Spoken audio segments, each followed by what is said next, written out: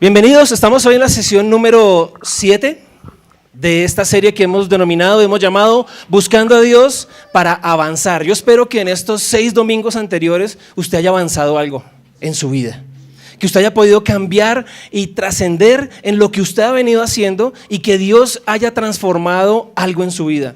Quiero que usted pueda testificar y usted pueda venir y decir cuán bueno y grande y maravilloso es el Señor. Y lo que nos hemos enfocado es en la oración. Y el mensaje que traigo hoy, que el Señor tiene para nosotros, es un mensaje muy hermoso. Esta mañana me despertó a las 2:30 de la mañana. Llevo 2 noches que no he podido dormir muy bien y a las 2:30 de la mañana quedé despierto y dije, ¿qué me pongo a hacer? ¿Me pongo a ver películas o me pongo a preparar más el mensaje? Y adivinen quién ganó el mensaje. Y el Señor me llevó a entender muchas cosas que no había entendido mientras preparaba el mensaje. Las entendí esta madrugada de 2:30 a 4:30. Mientras usted dormía, yo estaba orando y pidiéndole al Señor que me mostrara más cosas. Y espero que el mensaje hable a su vida como habló a mí mientras lo preparaba. Y vamos a hablar de el Dios de segundas oportunidades. Y Dios no da solamente una segunda oportunidad, también da tercera, también da cuarta, también da quinta, también da sexta, también da rapidísimo. Va dando todas las oportunidades. El Señor cada día renueva su misericordia y cada día, a pesar de que usted cometa errores, el Señor nos da otra oportunidad. Otra oportunidad. Es más, en esta iglesia cantamos una canción que se llama Empezar de Nuevo. Es un reggaetón de Quique Pavón con Funky y dice, cada día es una nueva oportunidad. Y vamos a hablar de personas en la Biblia y nos vamos a centrar hoy específicamente en una persona en la Biblia.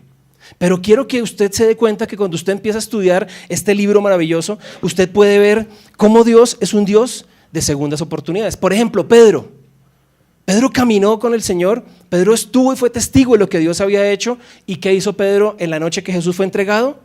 Lo negó 3 veces. ¿Y qué dijo Jesús? ¿Sabe qué? Hasta aquí, Pedro, no lo quiero volver a ver.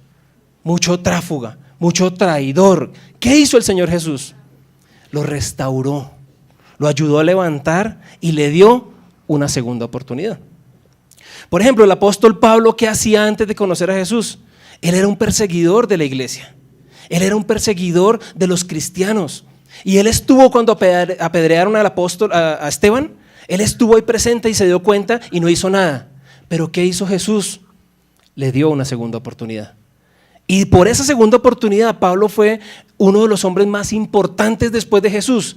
Después de que Jesús ascendió al cielo, Pablo fue uno de los hombres más importantes en la extensión del evangelio a nivel mundial. Es más, Pablo escribió más de la mitad del Nuevo Testamento, porque Dios le dio una segunda oportunidad.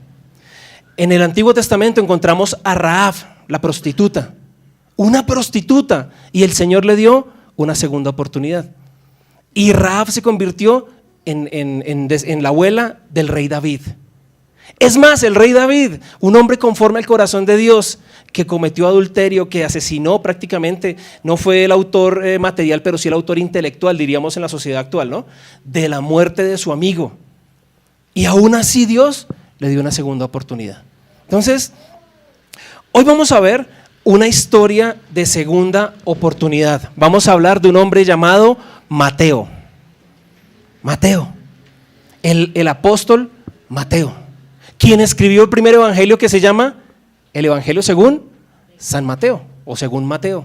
De ese hombre vamos a hablar. Y la Biblia no narra mucho de la vida de Mateo, no dice muchas cosas, no especifica muchas cosas, dice muy poco de la vida de Mateo.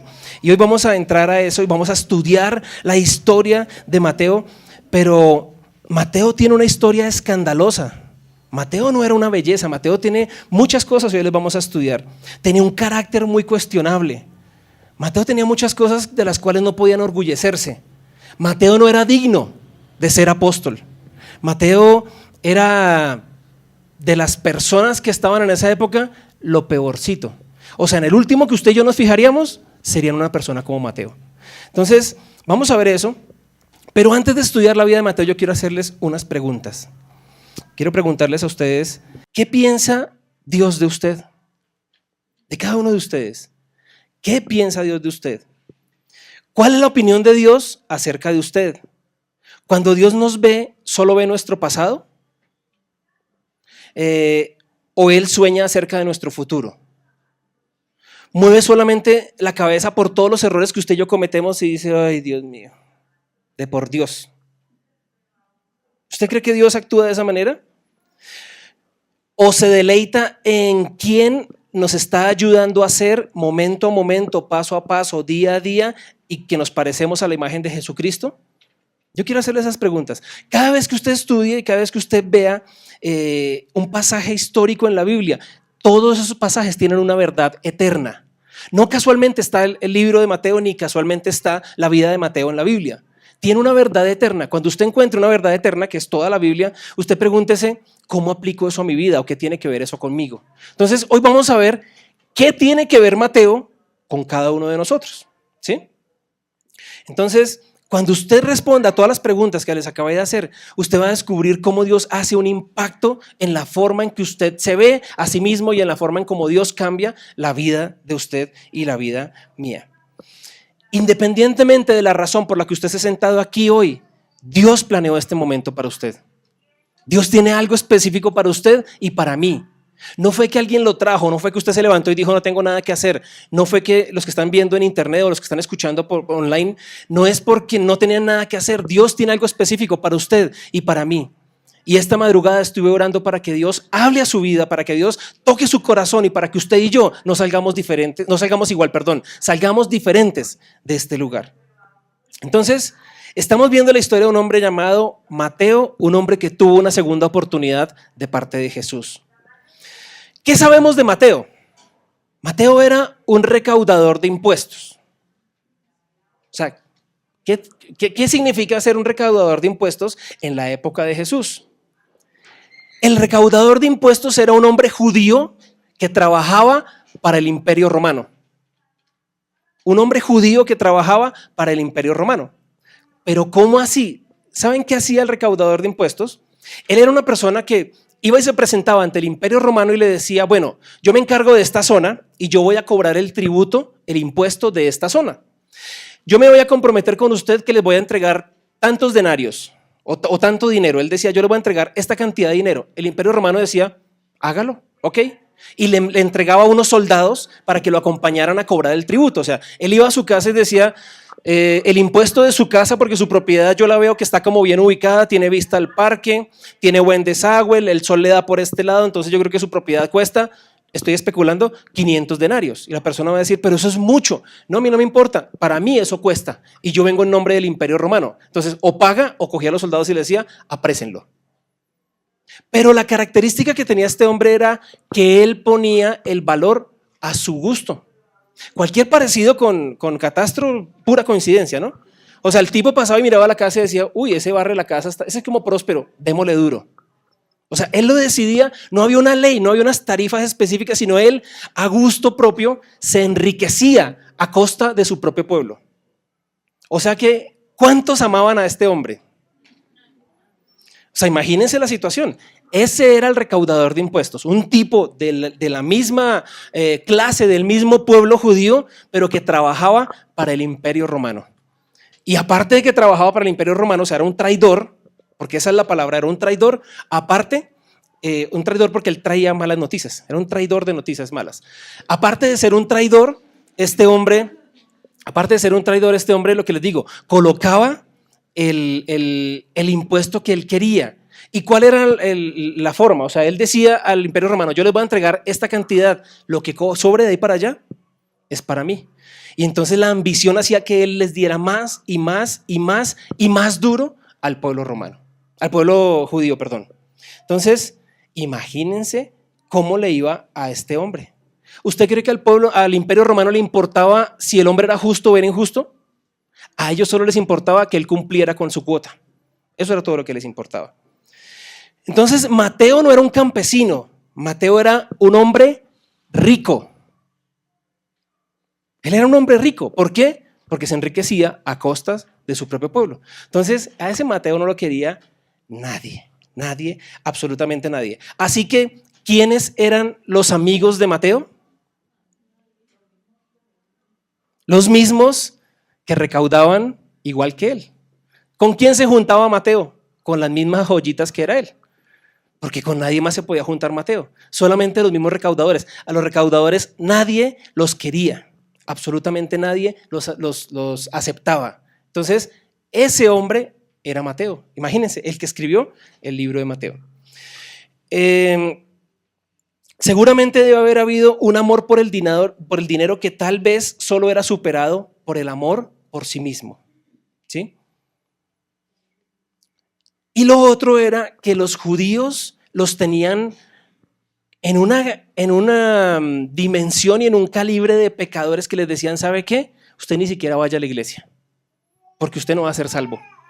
Usted no va a recibir nada. Usted ni siquiera se intente acercar, porque haga lo que usted haga, Dios no lo puede perdonar a usted, porque usted es la peor escoria de este mundo. Ese era Mateo y ese era el paradigma que había sobre los recaudadores de impuestos. Entonces probablemente Mateo tenía eso en su mente. De sus días se levantaba y él decía, para mí no hay esperanza, porque ni siquiera en Dios puedo encontrar esperanza, porque los que están en el templo, los que están en la sinagoga, me rechazan y me dicen que yo no puedo llegar ni acercarme a Dios. Nadie me quiere, todos me odian. Pero un día Jesús entró en la vida de Mateo con una palabra. Una sola palabra tuya bastará para sanarme. Lo hemos escuchado ese versículo, ¿cierto? Jesús entra a la vida de Mateo con una sola palabra. Entonces, vamos a ver, y está en Mateo capítulo 9, vamos a ver 4 cosas de cómo Jesús vio a Mateo. ¿Sí? Entonces, lo primero que vemos es que Jesús me ve como yo soy. Apunte ahí en sus notas, Jesús me ve como yo soy. Mateo no estaba buscando a Jesús, porque él sabía, según lo que le habían dicho los escribas y los fariseos, las personas de la ley, que él no merecía la atención de Jesús. Pero Mateo sabía quién era Jesús. Él no fue a buscar a Jesús, sino que Jesús vino a buscar a Mateo. Mateo capítulo 9, versículo 9 dice, al irse de allí, ¿saben de dónde se fue Jesús?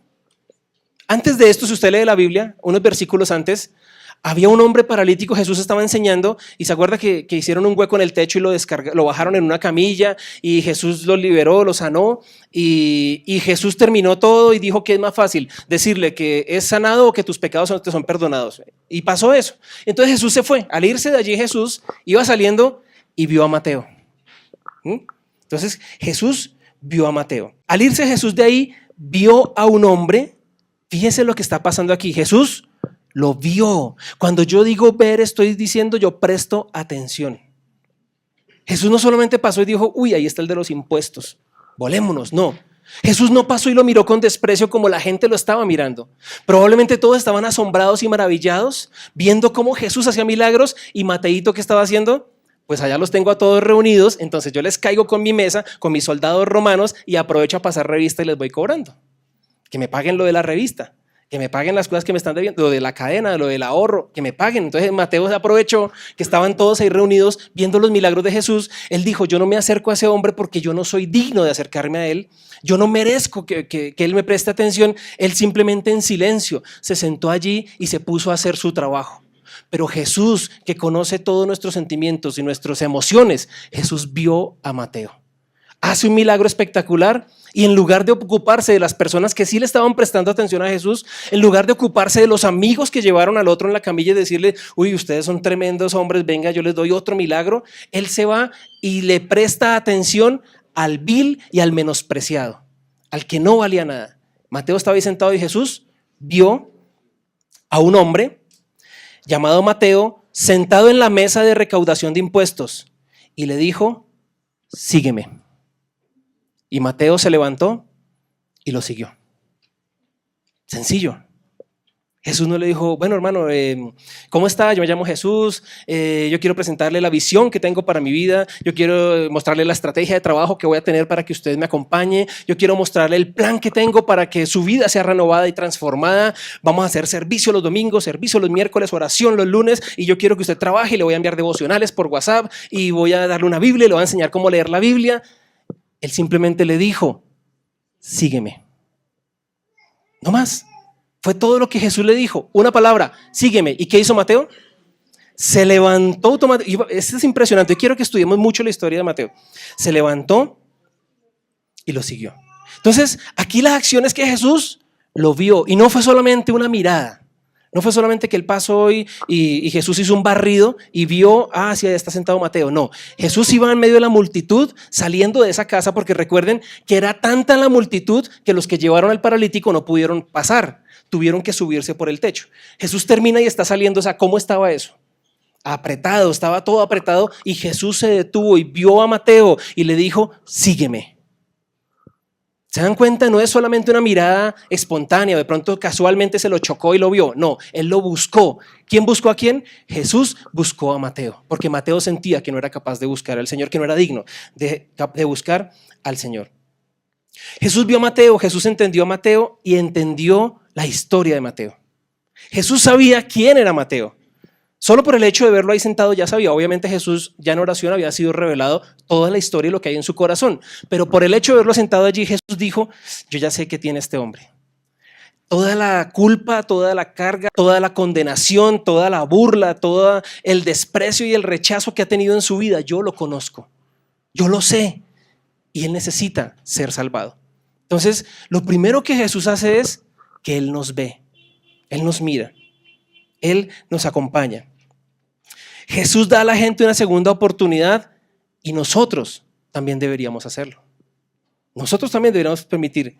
Jesús vio a Mateo tal cual como Mateo era y Jesús me ve a mí tal cual como yo soy y Jesús lo ve a usted tal cual como usted es.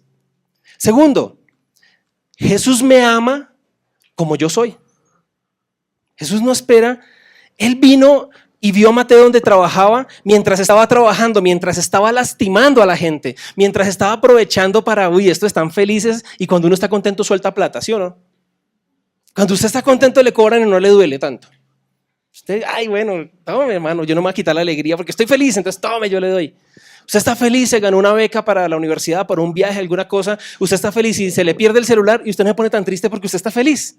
¿Sí o no? Entonces Mateo aprovechó eso y dijo, yo voy a robarlos a todos, voy a sacarles plata, voy a escuncharlos, voy a quitarles hasta el último peso. Voy a ser un abusivo con ellos porque como no me quieren, les voy a dar bien duro y al que me mire mal, pues le tiro el doble. Y Mateo estaba haciendo eso y Jesús lo vio y lo amó. Ahora, ¿qué estaba haciendo usted cuando conocimos a Jesús? Voy a hacer otra pregunta más trascendental para su vida. ¿Qué está haciendo usted hoy? ¿Qué ha hecho usted hoy? ¿Qué hizo ayer? ¿Qué hizo esta mañana antes de venir? ¿Qué pensamientos tiene usted en su mente hoy? ¿Y qué cosas tiene en su corazón hoy? Y a pesar de todo, Jesús nos ama, ¿sabe? A pesar de todo, Jesús nos ama. Porque usted puede decir, yo me convertí en el caso mío, ya casi 18 años. No, yo estaba hace 18 años haciendo ciertas cosas. Dios ya me dio la segunda oportunidad, pero pues ya no puedo esperar más. No. ¿Qué hemos hecho hasta el día de hoy? ¿Qué hemos hecho? ¿Qué estamos haciendo hoy? Porque no importa lo que usted y yo estemos haciendo hoy, Jesús así nos ama. Versículo 10 de Mateo capítulo 9. Mientras Jesús estaba comiendo en casa de Mateo, muchos recaudadores de impuestos y pecadores, ¿se da cuenta la frase que dice recaudadores de impuestos y pecadores? Quiero leerles la Nueva Traducción Viviente. Anoche estuve estudiando esto y esta versión me encantó. Dice versículo 10, ¿no? Del capítulo 9, en la Nueva Traducción Viviente. Más tarde Mateo invitó a Jesús y a sus discípulos a una cena en su casa, junto con muchos cobradores de impuestos y otros pecadores de mala fama. Cuando los fariseos vieron esto, preguntaron a los discípulos, ¿por qué su maestro come con semejante escoria? Imagínense, eso dice Nueva Traducción Viviente. ¿Por qué su maestro se sienta a la mesa con semejante escoria? Esa era la reputación que tenía Mateo y los cobradores de impuestos, una escoria, o sea, una persona que usted y yo no invitaríamos a sentarse a nuestra casa. Pero aún así, Jesús amó a Mateo. A Jesús no le importa que la gente opine o piense, diga, lo señale a usted, lo califique y lo ponga como escoria. Perdón que utilice ese término, pero la Biblia lo está usando. Y muchas veces la gente nos mira, nos aparta, nos discrimina como si fuéramos escoria, porque no tenemos la misma clase social, porque no tenemos la educación, porque no tenemos los modales en la mesa, porque no nos vestimos o no olemos o no caminamos como caminan ellos. Y la gente nos señala y nos mira. Y tristemente dentro de las iglesias cristianas, muchas veces también hacemos lo mismo con la gente. Entra alguien que no es como nosotros y como que hágase allá. no tan cerquita, hágase más bien allá. Y nosotros miramos y juzgamos por el empaque. Y si Jesús no hace acepción de personas, usted y yo tampoco tenemos por qué hacerlo. Porque ¿sabe una cosa? Yo era una escoria antes de conocer a Jesús. Y si usted me hubiera conocido antes de conocerlo a Jesús, usted no se juntaría conmigo. ¿Sí o no? Y yo no sé cuál es su pasado, pero probablemente antes de conocer a Jesús, yo no sé si me hubiera juntado con usted. Pero debemos aprender a amar a las personas como Jesús las ama, a pesar de que sean unas escorias. Perdón que utilice el término, pero la Biblia lo dice y eso me da autoridad para poderlo decir. Llegaron y comieron con él y sus discípulos. Cuando los fariseos vieron esto, le preguntaron a sus discípulos: ¿por qué come su maestro con recaudadores de impuestos y con pecadores? ¿Por qué su maestro come con semejante escoria? ¿Por qué estaban tan sorprendidos en lo que Jesús estaba haciendo? Es debido a su cultura, porque la cultura de ellos es similar a la nuestra. Porque para disfrutar de una comida es necesario disfrutarla con una persona con la cual uno sienta agrado. ¿Sí? Usted invita a comer a su casa gente con la que usted se siente identificado y usted ríe, charla, molesta, usted sirve el plato y comen con agrado. Pero si usted come con personas que no son de agrado, usted no va a poder comer tranquilo. Entonces esta gente le está diciendo: pero ¿cómo viene a tirarse su maestro esta cena? ¿Cómo su maestro viene y nos daña la comida comiendo con semejante escoria? Eso es lo que ellos están diciendo. Entonces es como si Jesús le hubiera dicho, porque la Biblia dice: Mateo, sígueme, ¿sí? Y Mateo, ¿para dónde vamos? Para su casa, hermano, que tengo un hambrerón, invite a todo el mundo. Básicamente Jesús se autoinvitó. Porque fíjense que está diciendo, Jesús sale del milagro, sale de la multitud, voltea a mirar a Mateo y le dice: sígueme. No le dijo nada más. Jesús no le preguntó: bueno, ¿cómo le fue hoy, hermano? Si hay platica, ¿sabe que alcanza para ir a comer allí alguito? ¿Vamos a comer un perro? ¿A cómo? A 1000. No, Jesús le dice: sígueme. Mateo dice la palabra que se levantó y lo siguió. Ahorita vamos a ver qué hizo. Lo siguió. Y como que es como si Mateo le hubiera dicho: ¿y para dónde lo sigo? A su casa, hermano, que vamos a ir a comer. Porque inmediatamente narra que se fueron a comer a la casa de Mateo. Y pues obviamente, ¿quién iba a comer a la casa de Mateo? Probablemente Mateo ya tenía una fiesta, ya tenía una cena, ya tenía algo organizado, porque estaba ya todos los amigos de Mateo invitados. ¿Y quién más fue? Pues el combo de Jesús. Entonces a Jesús lo invitaban y llegaba Jesús y su combo. Todos los discípulos le llegaron allá y la fiesta estaba, o la comida estaba llena. Entonces fue como si Jesús le hubiera dicho: Mateo, camine, vamos a comer. Tercera cosa, y aquí hay una tercera lección que debemos aprender cuando Dios nos da una segunda oportunidad. Tercera cosa: Jesús me llama como yo esté. ¿Qué estaba haciendo Mateo en ese momento? Pecando. Mateo estaba cobrando los impuestos. Mateo estaba ejerciendo su profesión de zángano, de muérgano y de opresor del pueblo, de opresor de su gente, de sus paisanos, de sus amigos, de su familia. Él lo estaba ejerciendo cuando Jesús lo llamó. O sea que Jesús me llama como yo esté. Jesús no espera que yo me lave, me bañe, me cambie, me perfume, deje los malos hábitos y luego venga a Él. Jesús me llama ya. O sea que ¿qué debo hacer yo para seguir a Jesús? ¿En qué momento cuál es el momento ideal para seguir a Jesús? El momento en que Jesús me llama. Y hoy Jesús nos está llamando a todos. Este mensaje, este servicio de hoy es para que nosotros tomemos la decisión y digamos: ¿sabes qué, Señor? Te sigo. Y a partir de este momento dejemos lo que estamos haciendo. Dice: al oír esto, que es la queja de los fariseos, Jesús les contestó. Él escuchó a los criticones religiosos que le decían: ¿por qué se sienta su maestro con esta escoria? Al oír esto, Jesús le respondió: no son los sanos los que necesitan médico, sino los enfermos. Pero vayan y aprendan lo que significa. Lo que pido de ustedes es misericordia y no sacrificios, porque no he venido a llamar a justos, sino a pecadores. Cuando Jesús les dice: vayan y aprendan lo que significa, yo pensé que yo debería aprender lo que significa. ¿Y saben qué significa esto? Es como cuando usted está en su casa con sus amigos. Lo que Jesús le está diciendo a ellos, a los fariseos, es la Biblia. Él está llamando Oseas 6:6. Él está citando la escritura de Oseas 6:6. Y es como que cuando alguien en su casa dice una frase y usted ya sabe la respuesta. Jesús se lo está restregando en decirle: pero es que usted ya sabe cómo se hace eso. ¿Para qué pregunta si usted ya sabe cómo se lava? ¿Para qué pregunta si usted ya sabe dónde se cuelga la ropa? ¿Para qué pregunta si usted ya sabe dónde está la escoba? Es más o menos lo mismo que Jesús le está diciendo. ¿Qué les está enseñando Jesús? Vamos al libro de Oseas, capítulo 6, versículos 4 al 6. El amor de ustedes es como una nube matutina, como rocío que temprano se evapora. Lo que pido de ustedes es amor y no sacrificios, conocimiento de Dios y no holocaustos. Misericordia significa bondad, buen corazón, una actitud de amor y una actitud de amable hacia las personas que están en un estado lamentable, en un estado diferente al suyo. Eso es lo que significa misericordia. Y lo que Jesús está pidiendo es: sean bondadosos, sean de buen corazón y conéctense conmigo. No juzguen y no señalen, muestren misericordia. No hagan sacrificios, o sea, no vengan a ofrendar y a diezmar creyendo que por eso ganaron el reino de los cielos. No vengan a pararse en la iglesia y servir diciendo que con eso van a ganar la eternidad y la vida eterna. Muestren amor y muestren misericordia, porque así como yo tuve misericordia de ustedes, ustedes deben tener misericordia de los demás. Lo que significa es que Jesús dice: yo quiero que me conozcan personalmente y que tengan una experiencia real conmigo, no solamente teoría. Yo lo que quiero es que ustedes apliquen la palabra que está aquí, no que solamente la escuchen. Santiago 2 dice: sean hacedores, no solamente oidores. Es lo que Jesús le está restregando a los fariseos, a los que conocen la ley, a los que leían la ley. A ellos les está diciendo: hombre, pongan en práctica, eso es lo que yo quiero de ustedes. Jesús no llamó a Mateo a unirse a una religión. Jesús, ¿qué le dijo a Mateo? Yo quiero que tengas una relación conmigo. Y cuando tiene una relación con otra persona, se forma un lazo de amistad. Yo quiero que tengas una conexión conmigo. Yo quiero que seas mi amigo. Eso es lo que Jesús le está diciendo a Mateo. Jesús le dijo: sígueme, ven cómo estoy, ven cómo estás, perdón, ya mismo. Jesús nos está diciendo: yo los veo, yo los amo y yo los recibo como ustedes están. Cuarta cosa que debemos tener presente cuando vemos el llamado de Dios hacia nuestras vidas es que Jesús no nos deja como nosotros estamos. Jesús no me deja como yo estoy, es la cuarta cosa. Su invitación a Mateo fue inmediata.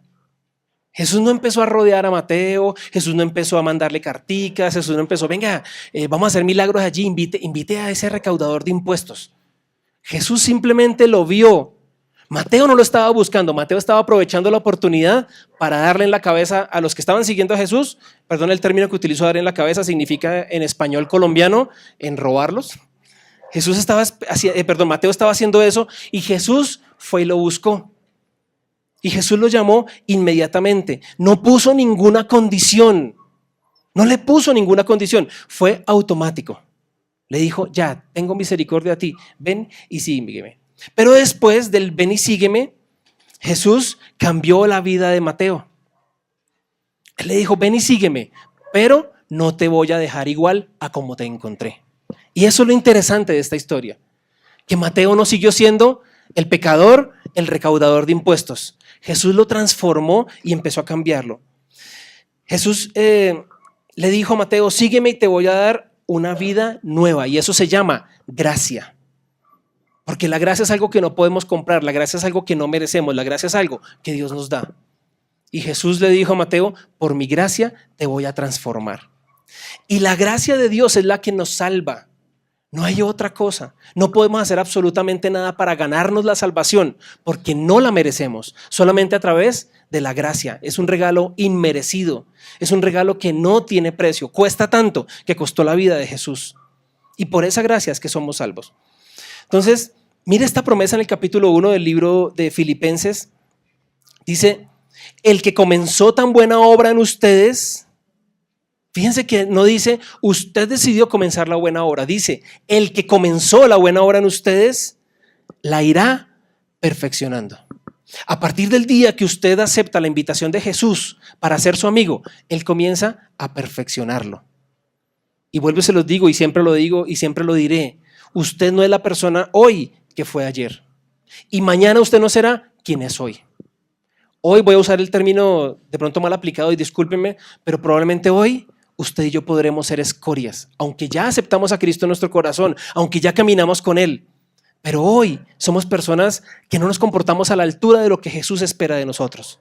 Pero su misericordia es nueva cada día y su gracia nos irá perfeccionando. Y recuerden lo que dice Romanos: para los que esperamos y confiamos en el Señor, todas las cosas se tornan, se voltean y nos ayudan para bien.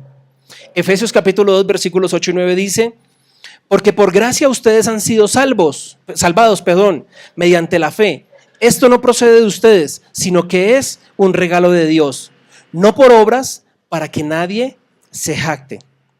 La Nueva Traducción Viviente dice: Dios los salvó por su gracia cuando creyeron. Ustedes no tienen ningún mérito en esto. Eso es un regalo de Dios. La salvación no es un premio por las cosas buenas que hayamos hecho. Así que ninguno de nosotros puede jactarse de ser salvo. En otras religiones, y quiero aclarar, Jesús, la relación con Jesús no es una religión, es una relación. Pero dentro de la historia de la humanidad o dentro de la sociología, no sé cómo se llame eso, hay religiones, y está la religión cristiana, religión católica, los budistas, los judíos, musulmanes, yihadistas, hay diferentes tipos de religiones. Todas las religiones le dicen: esfuércese, muestre, trabaje, sea buena gente, haga buenas obras, a ver si alcanza usted misericordia. La única religión que no dice eso es la religión cristiana. La religión cristiana dice: usted no puede hacer absolutamente nada por salvar su vida. Todo tiene que hacerlo es a través de Jesús. Es lo único. En el camino de Cristo, la salvación y el perdón son los primeros pasos. En las otras religiones está primero: sálvese, haga obras, haga obras, haga obras, y luego obtiene la salvación y el perdón. En la vida con Cristo, lo primero es: usted es salvado y perdonado, y después viene el cambio. En las religiones, la forma de ser usted salvo está en el último peldaño, donde usted debe al estirarse mucho y sacrificarse mucho para lograr el perdón de Dios. Pero cuando estamos en Cristo, está en el primer peldaño. ¿Y qué hace usted para buscar debajo de la cama o para coger lo que está más abajo? Usted tiene que doblar sus rodillas y agacharse para encontrar la presencia de Dios. Lo que Dios está pidiendo es que usted caiga en una actitud de adoración y de humildad y se postre de rodillas, porque ahí es cuando usted va a ser más grande.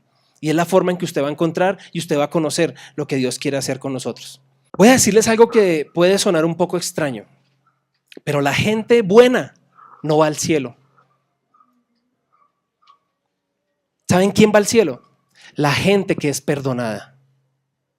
La gente que decide recibir la gracia de parte de Dios. Usted puede portarse lo mejor que usted quiera, y hay mucha gente afuera que no va a las iglesias, que dice: yo hago buenas obras, yo acompaño, yo doy mercados. Ahora con la tragedia que desafortunadamente enluta nuestra nación, yo he enviado mercaditos para allá, yo aporté y consigné en la cuentica, yo ya tengo mi cielo ganado. No. ¿Sabe quién va al cielo? La gente que reconoce sus pecados y recibe el perdón de Dios. Esa es la gente que va al cielo. Lucas cuenta también esta historia. Lucas cuenta cómo fue llamado Leví. Lucas no dice Mateo, sino Leví, el llamamiento de Leví. Y Lucas cuenta esta historia y sin dudarlo un instante dice que Mateo se levantó, lo dejó todo y siguió a Jesús. Dejó todo. Ahora, quiero que entendamos esto. Mateo tiene una vida, en términos generales usted podría decir, buena, porque el tipo era rico. Mateo lo tenía todo. Y Mateo, miren lo que hace la decisión. Cuando Mateo se levanta de su mesa de recaudación, él sabe que ya no puede dar marcha atrás. Él entendió que Jesús era el camino, la verdad y la vida sin conocerlo.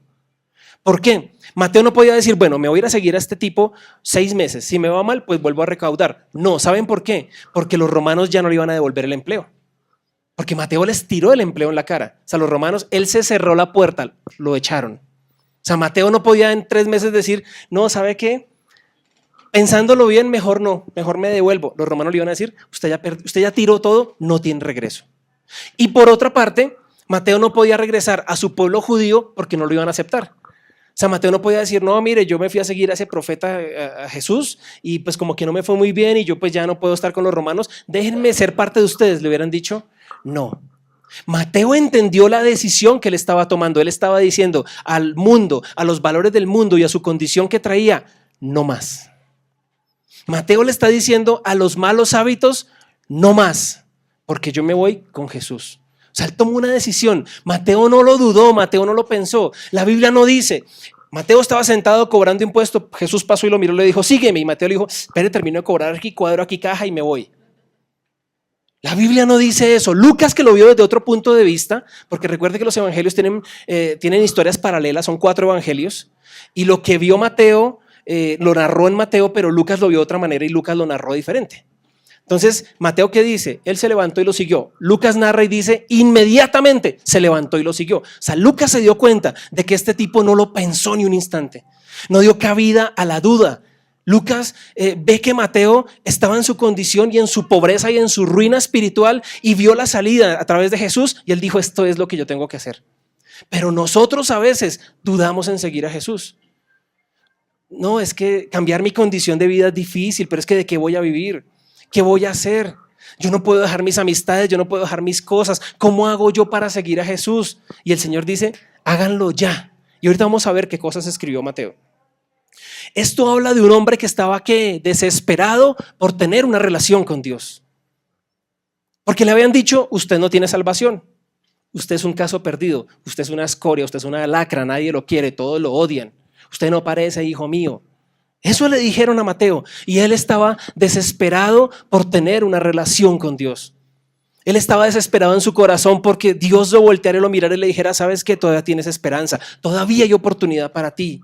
Y cuando él vio la oportunidad y cuando él sintió en su corazón que Jesús lo estaba llamando, no lo dudó y lo dejó todo, absolutamente todo. Ahora, ¿qué debemos dejar usted y yo hoy para poder seguir a Jesús completamente? No lo dude, no lo piense. Se lo aseguro en el nombre de Jesús que Dios lo va a respaldar en la decisión que usted tome. Hay personas que van a tener que dejar sus hábitos de trabajo y es duro porque es el sustento de su casa y usted no sabe hacer otra cosa. Mateo no sabía hacer otra cosa. El tipo era un ladrón. Eso es lo que Mateo hacía. Él era bueno para robarle la plata a los demás. Él le metía la mano al bolsillo a la gente y le sacaba la plata. No sabía hacer otra cosa, pero él vio la respuesta, él vio la esperanza, él vio la oportunidad, él vio la luz y él dijo, yo me pego a eso y Dios verá, Dios proveerá. Esa es la primera oportunidad de Mateo de tener una segunda oportunidad. Esa fue la primera oportunidad para Mateo de tener una segunda oportunidad, porque más adelante tuvo otras oportunidades para otra vez una segunda oportunidad. ¿Será que usted y yo estamos necesitando hoy esa oportunidad de tener una segunda oportunidad? ¿Qué más estaba dejando aparte de su trabajo? Estaba dejando la culpa, estaba dejando la vergüenza, estaba dejando la inmundicia, estaba dejando sus pecados, estaba dejando su pasado, estaba dejando todas las cosas que odiaba y entró a una nueva vida. Jesús nos está haciendo la misma invitación a nosotros. Él no tuvo que pedírselo a Mateo 2 veces. Y Jesús no tiene que pedirnos a nosotros 2, 3, 4 veces en decirme, síganme. Dios nos está haciendo la invitación hoy. Jesús nos está dando la invitación en decir, síganme. ¿Será que tenemos que esperar 2 veces, 3 veces, 4 veces? Se los aseguro que si usted no toma la decisión en primera, la segunda usted lo va a pensar, la tercera le va a coger pereza y la cuarta vez usted ya va a decir definitivamente no. Si usted nunca ha leído el Evangelio de Mateo, le invito a que lo lea. Pero a partir del capítulo 18 del Evangelio de Mateo, Mateo comienza a hablar de lo que Dios hizo en su vida. Y hay algunas cosas que Mateo escribió en sus evangelios que los otros 3 no los escribieron. Por ejemplo, Mateo nos dio la parábola de Jesús del sembrador y la semilla, y Lucas, Marcos y Juan no la contaron. Mateo sí dio esa parábola. Para él fue importante. Para él fue importante entender que hay semilla que cae en suelo duro, hay semilla que cae en suelo, en tierra espinosa, y hay semilla que cae en buena tierra. ¿Por qué? Porque fue lo que Mateo vivió en su vida. Y él dijo, para mí eso es importante. Y hay cosas que para los otros 3 dijeron, no, esa parábola no es tan importante, sigamos, yo no voy a perder tiempo escribiendo eso. Pero Mateo dijo, sí es importante. Por ejemplo, Mateo fue quien escribió la parábola de Jesús con los constructores sabios y los constructores tontos. El constructor sabio es el que construye su vida en la palabra de Dios. Y el tonto es el que construye su vida en la arena. Mateo lo vio y dijo, esto es importante para decírselo a la eternidad de la gente. Esto es importante que la gente lo conozca, que debemos edificar nuestra casa sobre la roca. Es importante y lo voy a relatar. Por ejemplo, Mateo escribió la parábola del siervo despiadado. ¿Se acuerdan la parábola que yo se las he contado? Que el rey perdona a este siervo que debía mucho dinero y este siervo fue y cogió al otro y le cobró. Mateo dijo, si a mí Dios me perdonó y yo era un despiadado, yo era una escoria, es necesario que la gente sepa que Dios perdona. Mateo escribió, por ejemplo, en el capítulo 6, no lo narra ninguno de los otros 3 evangelios, solamente en el de Mateo. Si ustedes quieren orar, háganlo así. Padre nuestro, tú que estás en el cielo, santificado sea tu nombre. Venga tu reino, hágase tu voluntad como en el cielo, también aquí en la tierra. Danos el pan nuestro de cada día hoy. Perdona nuestras ofensas porque nosotros hemos perdonado a quienes nos ofenden. No nos dejes caer en la tentación, sino líbranos del mal. Mateo, ese hombre que no tenía futuro y esperanza, ese hombre que era un ladrón, entendió y dio la oración modelo para generaciones y generaciones, y por miles de años hemos aprendido esa oración y hoy la sabemos usted y yo gracias a que Mateo decidió un día aceptar la invitación y dijo: yo te sigo y yo lo dejo todo. En los otros 3 evangelios no está esa oración. Mateo es quien nos dio el sermón del monte. En ninguno de los otros 3 evangelios está. Es el sermón más famoso en toda la historia. Mateo dijo: dichosos los pobres, o escribió, perdón, lo que Jesús dijo: dichosos los pobres en espíritu, porque el reino de los cielos les pertenece. ¿Y quiénes son los pobres en espíritu? Todos aquellos que están necesitando una segunda oportunidad. Y Mateo lo entendió, y Lucas, Marcos y Juan no le dieron importancia porque su llamamiento fue diferente. Pero Mateo, que fue sacado de la escoria, de la humillación, de la basura y de todo lo pobre, Mateo lo entendió y dijo: es necesario poner esto en la Biblia. Mateo capítulo 6 habla de la preocupación, donde Jesús dice: no se preocupen por su vida, qué comerán o qué beberán, ni por su cuerpo, cómo se vestirán. Más bien, busquen primeramente el reino de Dios y su justicia, y todas estas cosas les serán añadidas. Mateo lo entendió y nos regaló eso para nosotros. Él escuchó las palabras de Jesús y dijo: esto es importante porque yo lo he vivido, yo lo he aplicado en mi vida. Yo busqué primero el reino de Dios y su justicia, y todas las cosas me han sido añadidas.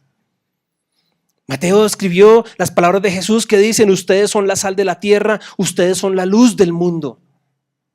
Mateo entendió que Jesús dio la gran comisión y dijo: se me ha dado toda potestad en el cielo y en la tierra. Por lo tanto, vayan y hagan discípulos de las naciones, bautizándolos en el nombre del Padre y del Hijo y del Espíritu Santo, enseñándoles a obedecer todo lo que les he mandado a ustedes, y les aseguro que estaré con ustedes siempre hasta el fin del mundo. Mateo vio importancia en eso, y nuestra iglesia se basa en el gran mandamiento y en la gran comisión, y los dos están en el libro de Mateo. La gran comisión está en el libro de Mateo, pero la gran comisión es el mandato de Dios para la iglesia: vayan y hagan discípulos a las naciones. Y Mateo fue y se convirtió en un discípulo de Jesús. Entonces Mateo entendió todas estas cosas. Jesús nos da la invitación para venir a Él, para seguirlo. Todos los demás veían a Mateo y veían su pasado, pero Jesús era el único que veía el futuro de Mateo. Y nosotros somos así. Nosotros vemos la gente como está hoy y creemos que siempre se va a quedar así. Pero les aseguro que si usted aprende a ver a las personas como Dios las ve, usted ve oportunidades. Ve gente que puede transformar. Usted ve un marido irresponsable, mujeriego, tomatrago, grosero con su familia, grosero con sus hijos, con su esposa, pero Dios ve un hombre de rodillas creciendo en el Señor. Debemos aprender a verlo así como Dios los ve y como Dios nos ve a nosotros. Volvamos a las preguntas con que iniciamos este mensaje. ¿Qué piensa Dios de ti? ¿Qué piensa Dios de usted? ¿Cuál es la opinión de Dios acerca de usted? ¿Qué puede decir Dios? Este es mi hijo o esta es mi hija amada en quien tengo complacencia. Esta es una belleza. Qué hermosura. No me saca canas, no me saca corajes. Aprendan de él o aprendan de ella. ¿Cuál es el concepto que Dios tiene de mí? Cuando Dios nos ve, ¿piensa solamente en nuestro pasado o Dios sueña acerca de nuestro futuro? Cuando Dios nos ve como vio a Mateo. La Biblia no narra mucho del contexto de Mateo, solo dice eso: él era un recaudador de impuestos y ya. Y ya entendimos hoy un poco cuál era la condición del recaudador de impuestos. Jesús vio a Mateo y ya. Jesús nos ve a nosotros y ya.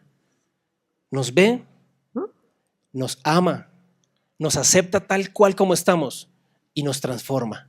La promesa de Dios es que si nosotros venimos a los caminos de Él, no volveremos a ser igual.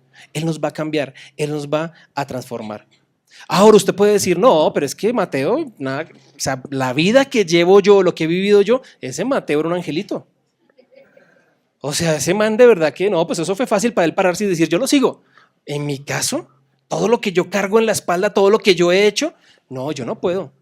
Mire, para Dios no hay calibre de pecado. Dios conoce lo más profundo de su corazón y del mío. Dios sabe qué necesidades, qué deseos, qué sentimientos y qué cosas estamos atravesando cada uno de nosotros. A veces pensamos que somos imperdonables y eso hace que nosotros pongamos una barrera entre el Señor y nosotros. Porque Señor, otra vez volvió a fallar. Señor, otra vez volvió a equivocarme. Señor, otra vez volvió a cometer errores. Y siempre estamos como poniendo esa barrera con el Señor. Y Dios dice, a mí no me importa. Yo lo veo como usted está. Yo lo amo como usted es. Lo recibo ya mismo. Yo no lo voy a juzgar ni lo voy a señalar. Yo miro su futuro, no miro nunca su pasado. Yo miro lo que puede ser en mí, no lo que fue en el diablo. Y el Señor dice, yo lo voy a transformar. Así que en 1 Juan 1:9 dice, si confesamos nuestros pecados, Dios, que es fiel y justo, nos los perdonará y nos limpiará de toda maldad. Jesús le dijo a Mateo, sígueme. Fue todo lo que le dijo. ¿Y qué dice la Biblia en el versículo más famoso? 1 Juan 3:16. Porque de tal manera amó Dios al mundo que ha dado a su Hijo unigénito para que todo aquel que en Él cree. ¿Alguien cree en Jesús? ¿Acá? ¿Alguien que está escuchando ese mensaje cree en Jesús? Entonces, todos nosotros que creemos en Jesús no nos perdamos, sino que tengamos vida eterna. La única persona en el mundo que puede permitir que su pecado haga una barrera entre Dios y usted, ¿sabe quién es? Usted. Usted es la única persona que puede poner una barrera entre Dios y usted a través de su pecado. Todo lo que tiene que hacer es creer, escuchar el llamado y aceptar el reto de seguir al Señor. Jesús ha venido hoy y nos ve como nosotros estamos hoy. Nos ama tal cual como nosotros somos. Nos está llamando y nos está diciendo, síganme, tal como estamos, pero no nos va a dejar como estamos en este momento. Y 2 Corintios 5:17 dice, todo el que pertenece a Cristo se ha convertido en una persona nueva. No dice se convertirá, dice todo el que pertenece a Cristo se ha convertido en una persona nueva. La vida antigua ha pasado, una nueva vida ha comenzado. Cierra sus ojos y vamos a orar. Y vamos a darle gracias al Señor por esta mañana. Yo no sé con qué cargas ha venido usted, pero se lo digo, yo me desperté esta mañana a hablar con Dios y decirle, Señor, ¿qué es lo que quieres para nosotros? Porque nosotros queremos avanzar, queremos progresar y ese avance que hemos estado predicando es precisamente eso. Dios prometió que no nos va a dejar como estábamos. Dios promete que nos va a cambiar. Pero ¿sabe una cosa? ¿Sabe quién detiene el avance? Usted. Porque cuando estamos con el Señor, vamos a la velocidad del Señor. Pero cuando estamos en nosotros, vamos a nuestra velocidad. Hebreos capítulo 11 dice, despójense de todo lastre de inmundicia, en especial del pecado. Porque no les permite avanzar, no les permite correr la buena carrera que ustedes deben correr. Porque cuando usted lleva pecado es como si tuviera unos grilletes en los tobillos y como si tuviera una alfombra en su espalda mojada. ¿A dónde llega usted así? Despójense, quítense todo lastre de inmundicia, en especial del pecado, para que puedan correr la buena carrera. Dios está diciéndoles hoy, no me dé explicaciones. No lo piense, no se ponga a analizarlo, no evalúe su vida, simplemente tome la decisión de dejarlo todo y sígame. Porque si me sigue, yo respondo por usted. No importa lo que tengamos que dejar, sigamos a Dios. No esperemos la segunda, la tercera, el cuarto llamado, hagámoslo en el primero. Hoy es el día para una segunda oportunidad. Señor Jesús, gracias te damos en esta mañana por la misericordia que tú has tenido con nosotros. Gracias por tu gracia. Gracias por compartir con nosotros la vida de Mateo, un hombre pecador, un hombre mezquino, un hombre que solo pensaba en sus propios intereses, en su propia vida y nunca pensó en los demás. Pero era un hombre como nosotros que estaba desesperado y su corazón y su espíritu clamaban por una respuesta y por una esperanza. Y Jesús vino a él y le dijo, Mateo, sígueme. Y hoy el Señor está viniendo a nosotros en esta mañana y nos está diciendo, sígueme. Todo lo que debemos hacer, Señor, es decir, sí, voy detrás tuyo. Te agradecemos, Señor, que nos veas y que nos conozcas y que nos entiendas. Te agradezco que te agrademos como somos. Te agradecemos que nos amas tal como nosotros somos. Te agradezco que tú nos llamas tal como nosotros somos. No tenemos que ser perfectos, ni tenemos que ser otras personas. Tenemos que ser nosotros mismos. Y así como estamos, como salimos en esta mañana, así tú nos tomas en esta mañana y nos dices, yo quiero que ustedes me sigan. Gracias porque no vas a dejarme como estoy y tú tienes una nueva vida planeada a mí, Señor. Yo no sé si usted ha abierto su corazón y su vida a Cristo, pero hoy quiero orar por usted y quiero que si usted lo quiere hacer, haga esta oración conmigo. Solamente diga, Señor, así como Mateo salió detrás de esa mesa, yo voy a salir detrás de mi pecado el día de hoy y elijo seguirte. Te pido, Señor, que perdones todos mis pecados, que me des un nuevo corazón, que me des una nueva vida, que me enseñes a seguirte y me enseñes a vivir una vida que te agrade a ti. Señor Jesucristo, te recibo hoy como mi Señor y como mi Salvador y te lo agradezco y oro en el nombre tuyo de Jesús. Amén y amén.